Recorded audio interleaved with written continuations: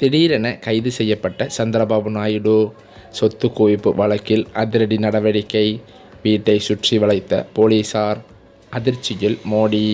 இந்தியாவிலேயே பணக்கார முதல்வர்களின் பட்டியல் வெளியாகியிருக்கும் நிலையில் ஆந்திர முதலமைச்சர் சந்திரபாபு நாயுடு முதல் இடத்தை பிடித்திருக்கிறாராம்.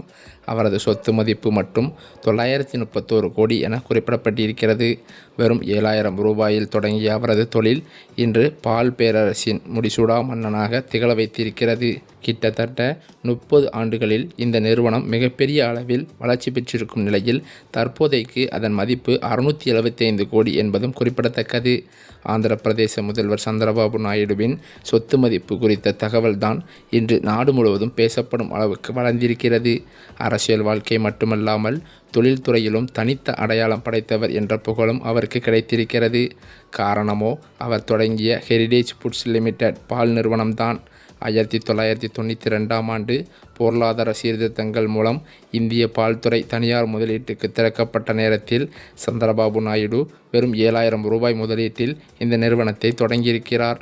2 ஆண்டுகள் கழித்து 1994இல் நிறுவனம் IPO மூலம் பங்கு சந்தையில் நுழைந்திருக்கிறது. ஆச்சரியமாக அந்த IPO 54 மடங்கு அதிகமாக சந்தாதாரர்களால் கைப்பற்றப்பட்டது. 6,5 கோடி ரூபாய் நிதி திரட்டப்பட்டு ஹெரிடேஜ் ஃபுட்ஸ் வலுவான அடிப்படையை அமைத்து கொண்டது.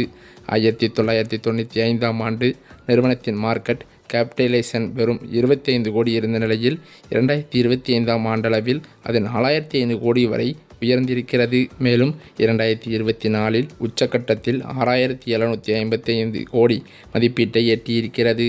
தற்போதோ ஹெரிடேஜ் ஃபுட்ஸ் இந்தியாவின் 17 மாநிலங்களில் வியாபாரம் செய்து வருகிறதாம். சுமார் 3 லட்சம் பால் உற்பத்தியாளர்கள் நேரடியாக இதன் கூட்டாளிகளாக இருக்கின்றனர்.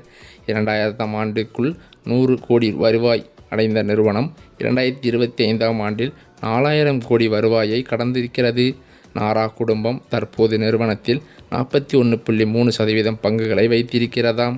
அதேபோல 1994இல் நிகர மதிப்பு 9.99 கோடியாக இருந்த ஹெரிடேஜ் இன்று 972 கோடி நிகர மதிப்பை எட்டியிருக்கிறது. சந்திரபாபு நாயுடு 4 முறை ஆந்திர முதல்வராக பதவி வகித்திருக்கிறார்.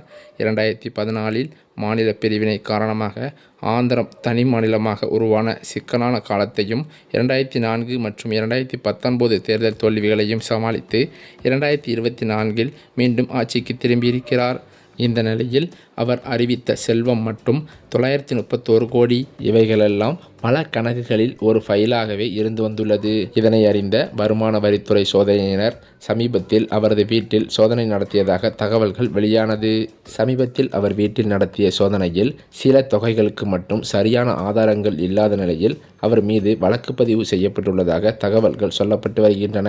இதன் காரணத்தினால் அவர் கைது செய்யக்கூட வாய்ப்பு இருக்கிறது என்றும் வருமான வரித்துறையினர் வட்டாரங்களில் தகவல்கள் வெளியாகி வருகின்றன.